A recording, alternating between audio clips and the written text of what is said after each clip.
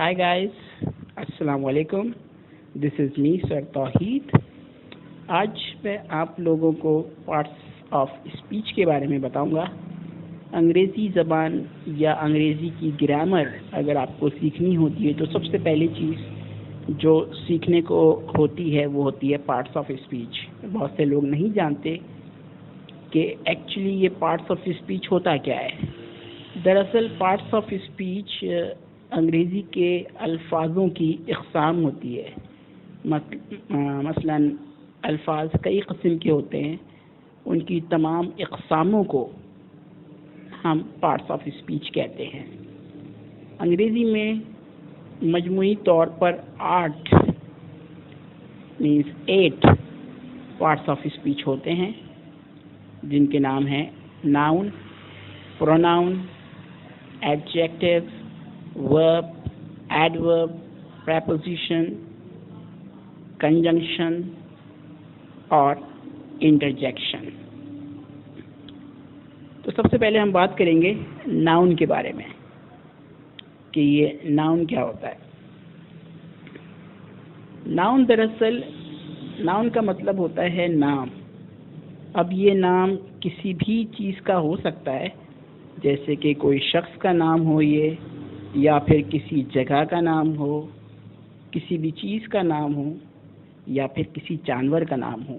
मिसाल के तौर पे किसी शख्स के नाम की बात करें तो अली एक नाम है, पर्सन का, इंसान का, शख्स का किसी अली नाम हो सकता है.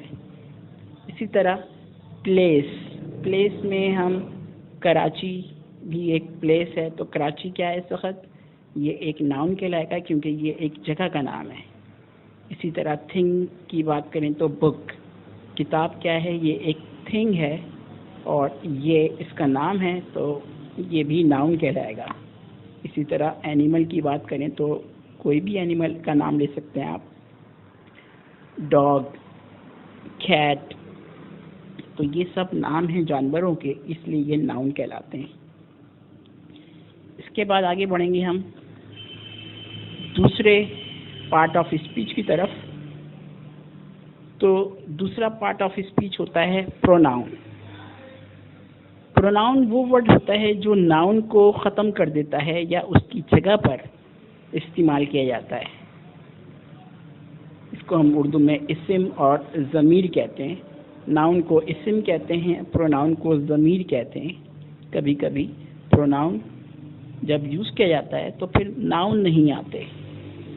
जैसे कि मैं ये कहूँ कि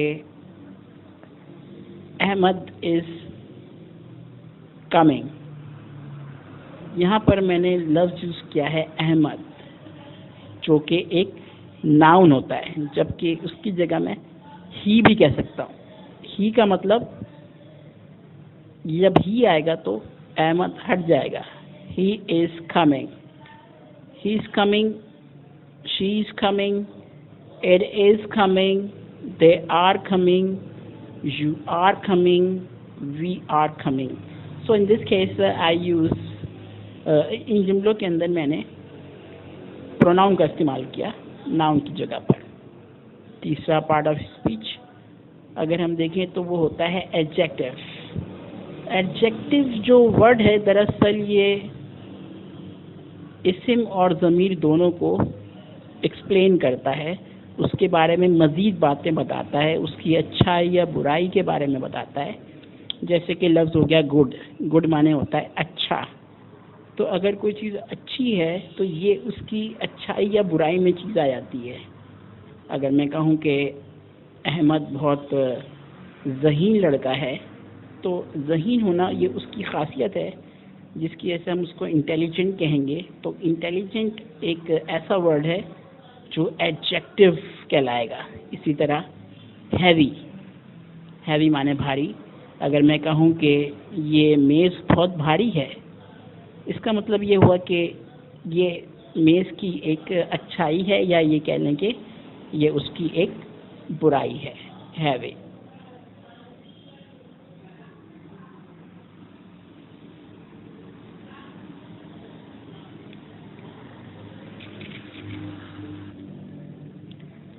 चौथा पार्ट्स ऑफ स्पीच होता है वर्ब. वर्ब کا مطلب ہوتا ہے اردو میں فعل، مطلب کوئی بھی کام کیا جاتا ہے اس کو ہم فعل کہتے ہیں اردو میں، اور انگلش میں اس کو ہی ورب کہا جاتا ہے۔ یہ ورب ہمیشہ شو کرتا ہے کہ کیا کام ہو رہے ہیں، یہ ایکشن کی اسٹیٹس ڈیفائن کرتا ہے۔ اس کے علاوہ ایک ہوتا ہے اسٹیٹ آف بینگ، مطلب کسی چیز کا ہونا، جیسے کہ میں کہہ سکتا ہوں کہ میں ایک استاد ہوں، تو یہ میرا ہونا کہلائے گا اسٹیٹ آف بینگ۔ میں ایک استاد ہوں، اور اس کو میں انگریزی میں کہوں گا تو کہوں گا آئی ایم اے ٹیچر۔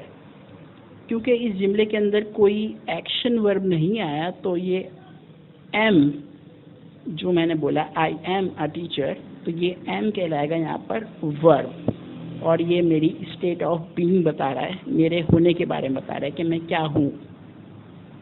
تو دو طرح کے ورب ہو سکتے ہیں جن میں حرکت پائی جائے یا پھر کسی چیز کے ہونے کے بارے میں بتایا جائے۔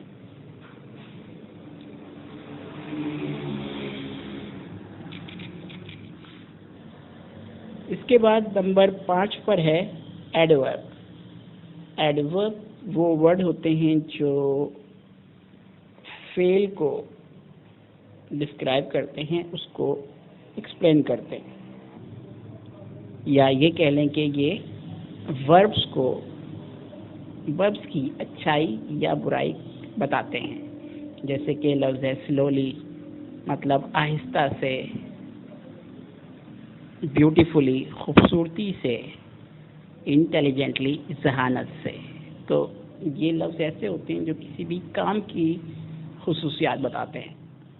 اس کے بعد آتا ہے نمبر 6 جو ہوتا ہے پریپوزیشن۔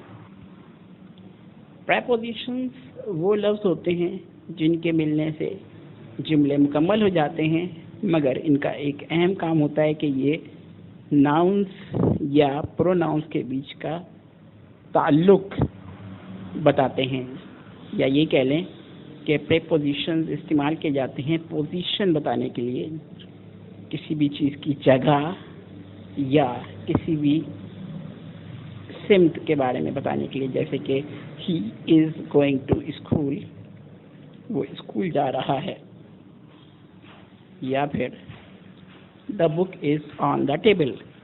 تو اس جملے میں آن جو ورڈ ہے یہ بتا رہا ہے کہ بک جو ہے ٹیبل کے اوپر ہے، یعنی کتاب میز کے اوپر ہے۔ تو یہ ورڈز ایسے ہوتے ہیں جو جگہ کا تعین کرتے ہیں یا سمت کے بارے میں بتاتے ہیں۔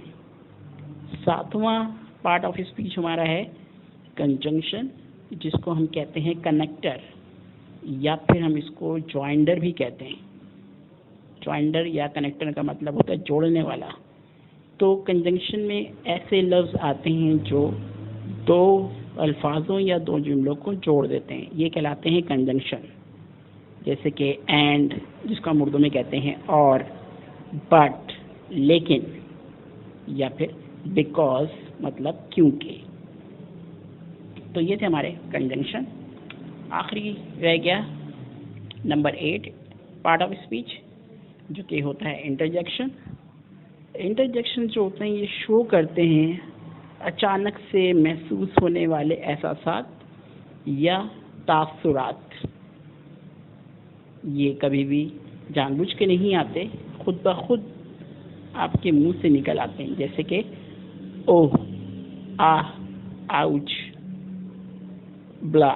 یہ انگریزی کے ورڈ سے بیسیکلی ہمارے وہاں دوسرے لفظ یوز کیے جاتے ہیں، عام طور پر اردو میں اللہ، اف، ہائے، لیکن انگریزی میں جو لفظ یوز کیے جاتے ہیں عام طور پہ وہ ہوتے ہیں اوہ، آہ، آؤچ، بلا، ہورا، براوو۔ تو یہ تمام ورڈز کہلاتے ہیں انٹرجیکشن۔ یہ کسی بھی جملے کو ایکسکلیمیٹری سینٹنس بنا دیتے ہیں اور ان میں آپ کی احساسات اور تاثرات کا اندازہ ہو جاتا ہے۔ تو جناب آج کا ہمارا ایپیسوڈ یہاں اختتام پذیر ہوتا ہے۔ انشاءاللہ اگلے ایپیسوڈ میں ہم اس کے آگے کچھ اور چیزیں سیکھیں گے۔ آپ سب سے گزارش ہے کہ سب سے پہلے اس چینل کو سبسکرائب کر لیں، ویڈیو پسند آئے تو لائک بھی کریے اور شیئر بھی کیجیے، تاکہ جو چیز آپ سیکھ رہے ہیں دوسروں کو بھی سیکھنے کا موقع دیجیے۔ سیکھنا اور سکھانا یہ دونوں ہی بہت اہم چیزوں میں شمار ہوتے ہیں، ان کا بہت ثواب ملتا ہے، ان کو عبادت میں شمار کیا جاتا ہے۔ اگر آپ کوئی چیز سیکھنے میں وقت ضائع کر دیتے ہیں یا استعمال کرتے ہیں تو یہ وقت عبادت کے وقت میں کاؤنٹ کیا جائے گا، اس لیے جو بھی سیکھیں آگے بھی سکھائیں۔ فی امان اللہ۔